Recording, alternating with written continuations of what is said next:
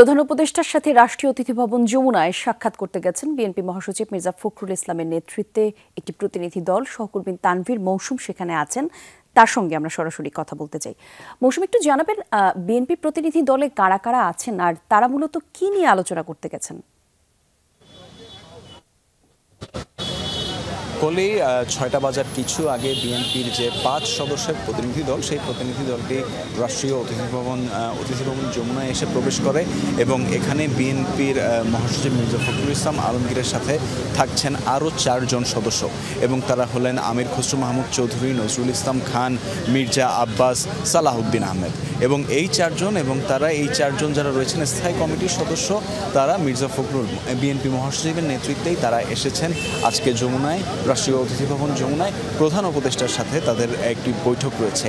এছাড়া ইকবাল হাসান টুকুরও আজকে এই যে এই বৈঠকটি সেখানে থাকার কথা ছিল, কিন্তু তিনি সিরাজগঞ্জে অবস্থান করায় তার পক্ষে কিন্তু এখানে আসলে আসা সম্ভব হয়নি।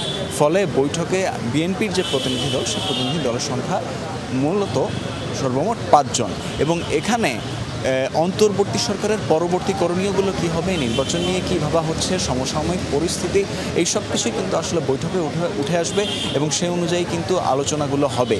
এবং এক্ষেত্রে আসলে বিএনপির কিন্তু একটি বড় যেখানে উদ্বেগের বিষয় থাকতে পারে যে সমসাময়িক যে পরিস্থিতিটি এবং যেভাবে আসলে সব জায়গায় আইনশৃঙ্খলা পরিস্থিতি এবং অন্যান্য যে পরিস্থিতি নিয়ে আসলে আমরা দেখছি যে বর্তমানে যে পরিস্থিতির উদ্ভব হয়েছে সেটা নিয়ে হয়তো বিএনপি কথা বলবে। একই সাথে এগুলো নিয়ে বর্তমানে যে অন্তর্বর্তী সরকার রয়েছে তাদের যে করণীয়গুলো সেগুলো সম্পর্কেও বিএনপির তরফ থেকে বিভিন্ন ধরনের নির্দেশনা এবং পরামর্শ থাকতে পারে। এছাড়া বর্তমান সরকারের পরবর্তী যে করণীয়গুলো সামগ্রিকভাবে, কারণ এই বর্তমান সরকার যেহেতু একটি গণঅভ্যুত্থানের পর এসেছে এবং তাদের যেহেতু বিভিন্ন ম্যান্ডেট আছে এবং তারা যেহেতু বিভিন্ন সংস্কারের কথা বলছেন, সেই সংস্কারগুলো নিয়েও কিন্তু আসলে বিএনপি অনেক আগে থেকেই কথা বলে আসছে যে এবং বিএনপি কিন্তু এটিও বলেছে যে প্রয়োজনীয় সংস্কারের আগে আসলে নির্বাচনে যাওয়া যাবে না।